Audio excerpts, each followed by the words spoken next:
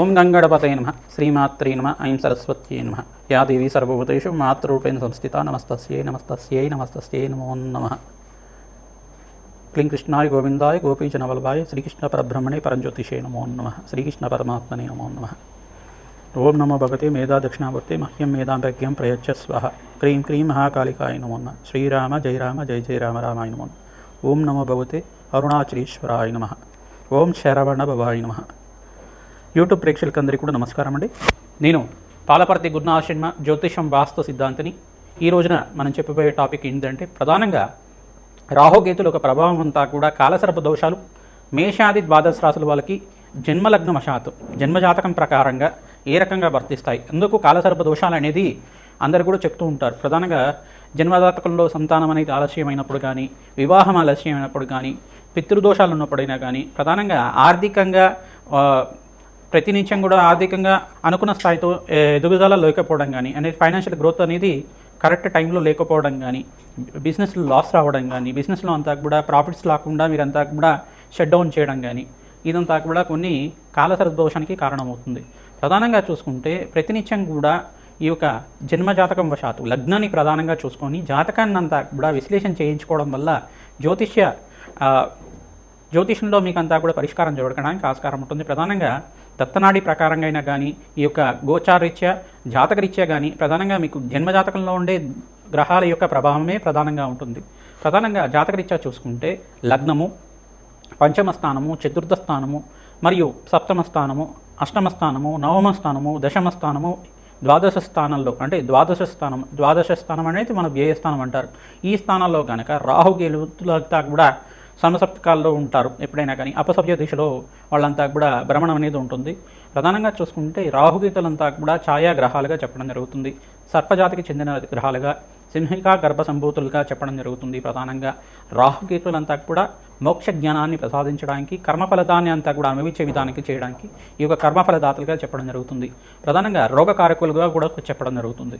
ప్రధానంగా చూసుకుంటే జన్మజాతకమే ప్రధానమైన జాతకంగా ఉంటుంది. కావున వివిధ జాతకాల్లో ఉంటే ఈ యొక్క ప్రతి ఒక్క నవగ్రహాలన్నీ కూడా రాహుకేతు మధ్యలో అంతా కూడా స్తంభంలో ఉంటాయి. కనుక లగ్నం నుంచి అయినా చూసుకోవచ్చు, రాశి నుంచి అయినా చూసుకోవచ్చు. ఎక్కువ గ్రహాలన్నీ రాహుకేతుల యొక్క మధ్యలోనే ఉంటాయి. కనుక ప్రధానంగా ఈ స్థానాల్లో కనుక ఉంటే రాహుకేతు మధ్యలో ఎక్కువ గ్రహాలన్నీ కూడా మధ్యలోనే ఉంటాయి, స్థిరంగా ఉంటాయి. దాన్ని కాలసర్పదోషం అంటారు ప్రథమంగా.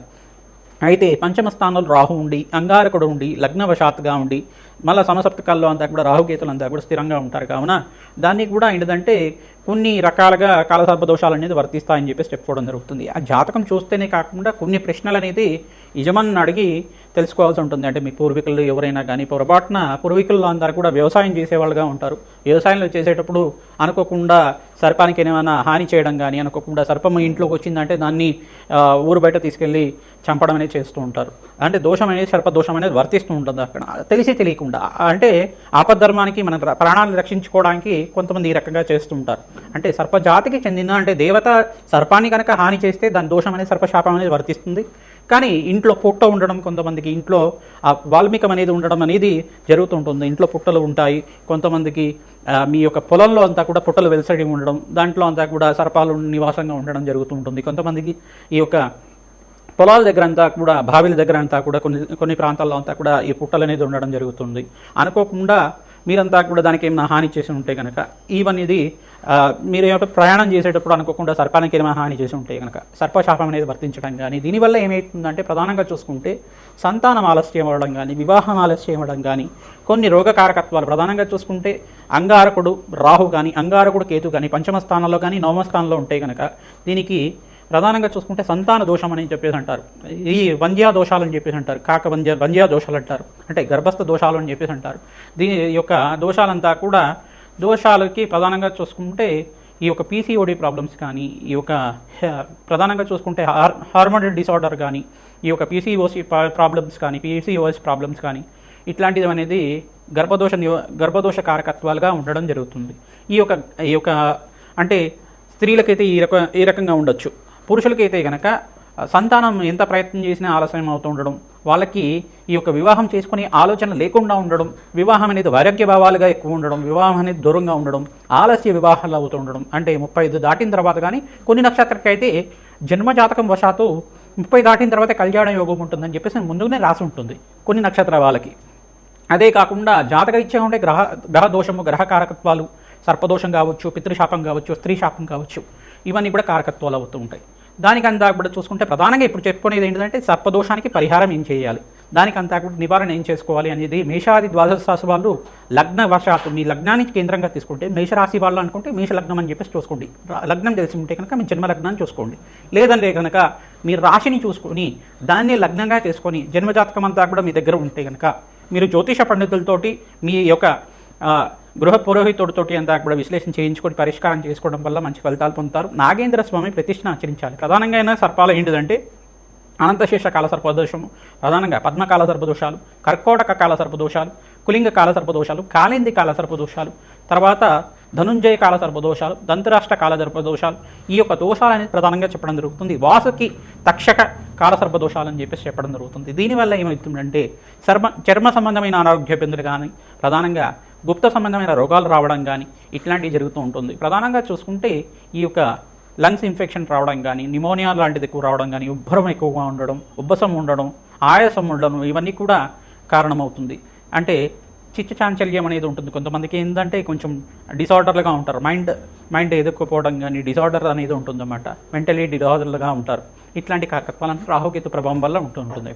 ప్రధానంగా చూసుకుంటే ప్రధానంగా ఈ యొక్క రోగ కారకత్వాల నుంచి బయటపడడానికైనా కానీ జాతకరీత్యా యొక్క గ్రహ ప్రభావం ఏ రకంగా ఉంటుంది, రాహుకేతు ప్రభావం అంతా కూడా ఏ రకంగా ఉంటుంది, దాని నుంచి బయటపడడానికి ఏం పరిష్కారం ఆచరించడం వివరంగా చేయడం జరుగుతుంది. ప్రధానంగా కుక్కి పుణ్యక్షేత్రం దగ్గర, కుక్షి అంటారు కర్ణాటక ప్రాంతంలో అంతా కూడా మనకి కుక్కి పుణ్యక్షేత్రం అంతా కూడా వాసుకి పుణ్యక్షేత్రం అంటారు. సుబ్రహ్మణ్య స్వామి యొక్క వెలిసిన్నారు సర్పరూపంలో అక్కడంతా కూడా.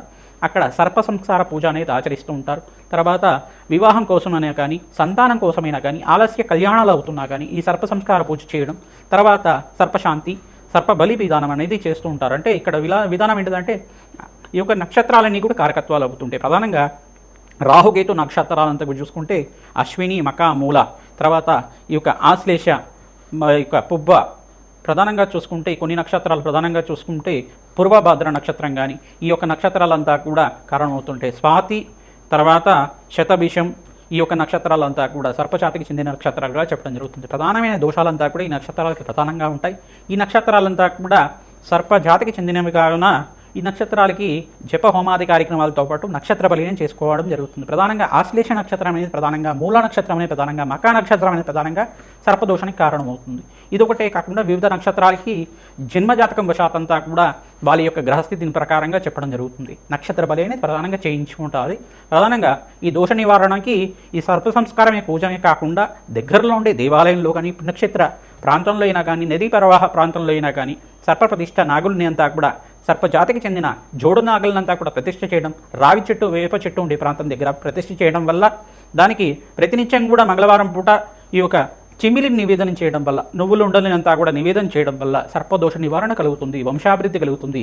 ప్రతినిత్యం కూడా అన్నదానం చేయడం వల్ల సర్పశాపం నుంచి విముక్తి కలిగి శీఘ్ర సంతాన యోగం, శీఘ్ర కళ్యాణ యోగం కలగడానికి ఆస్కారం ఉంటుంది. జాతకరీత్యా సర్వగ్రహదోష నివారణ కలుగుతుంది, సకల కార్యసిద్ధి కలగడానికి ఆస్కారం ఉంటుంది. అమ్మవారి ఆరాధన విశేషంగా చేసుకున్న వాళ్ళకి ఎటువంటి దోషాలు ఉన్నా కానీ పోతాయన్నమాట.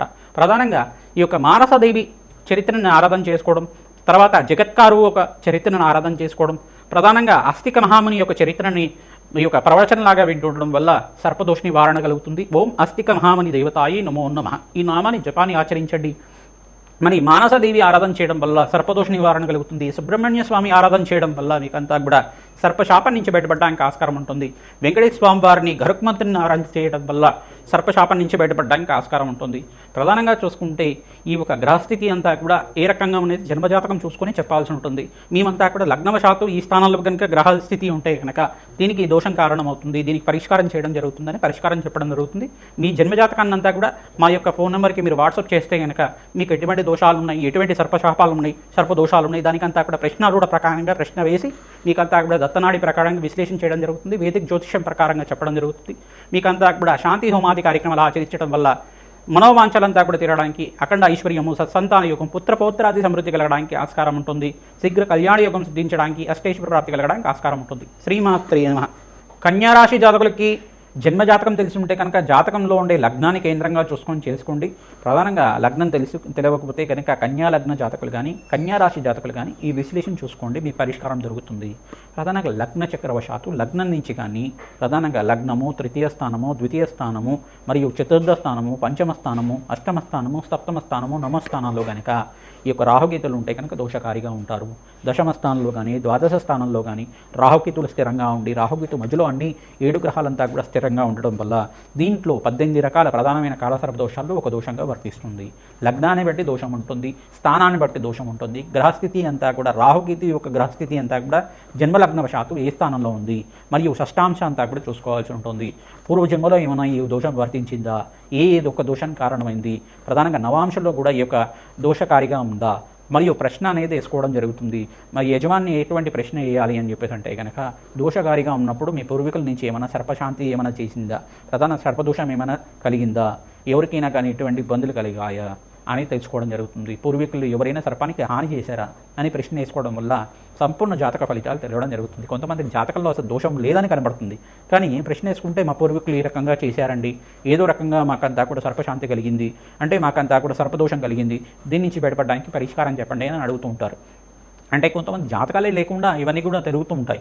అని జరుగుతున్నప్పుడు కూడా దీనికి పరిష్కారం ఏంటిదంటే కుక్కి పుణ్యక్షేత్రంలో అంతా కూడా సర్ప సంస్కార పూజ ఆచరించడం మరియు పుణ్యక్షేత్రంలో అంతా కూడా సుబ్రహ్మణ్య స్వామి వారికి ఈ యొక్క వాసుకి సర్పానికి అంతా కూడా హోమాది కార్యక్రమాలు చేసుకోవడం వల్ల మంచి ఫలితాలు పొందుతారు.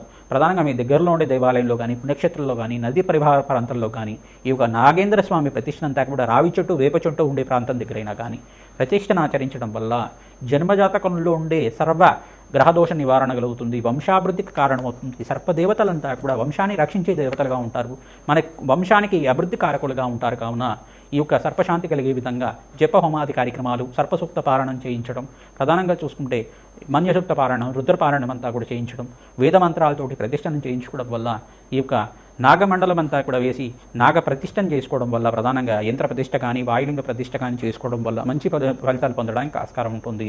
ప్రధానంగా ఎవరైతే కనుక నాగేంద్ర స్వామిని అంతా కూడా నిత్యం ఆరాధన చేసుకుంటూ ఉంటారో సకల గ్రహదోష నివారణ కలగడానికి, కన్యారాశి జాతకులకు విశేషంగా కలగడానికి, విదేశీ యోగం సిద్ధించడానికి కానీ, వంశాభివృద్ధి కలగడానికి కానీ, శీఘ్ర కళ్యాణ యోగం సిద్ధించడానికి కానీ, సంతానం లేని వాళ్ళకి శీఘ్రంగా అతి శీఘ్రంగా సంతాన ప్రాప్తి కలగడానికి కానీ ఆస్కారం ఉంటుంది. ఓం శరవణ భవాయ నమః నామాన్ని జపాన్ని ఆచరించండి. ప్రతినిత్యం కూడా సుబ్రహ్మణ్య స్వామి వారికి అభిషేక హోమాది కార్యక్రమాలు చేయించండి, సర్పశాంతి కార్యక్రమాలు ఆచరించండి. జాతకాన్ని విశ్లేషణ చేసుకొని పరిష్కారం చేసుకోవడం వల్ల మనశ్శాంతమైన జీవితం కలుగుతుంది, సకల గ్రహదోష నివారణ కలుగుతుంది. ఆర్థిక ఇబ్బందులతో బాధపడే వాళ్ళు ఈ సర్పశాంతి చేసుకోవడం వల్ల రాజయోగం సిద్ధిస్తుంది, అఖండమైన ఆకస్మిక ధనయోగం కలుగుతుంది, మనోవాంఛాలంతా కూడా తిరుగుతాయి, వివాహ ప్రాప్తి కలగడానికి ఆస్కారం ఉంటుంది. శ్రీమాత్రే నమః.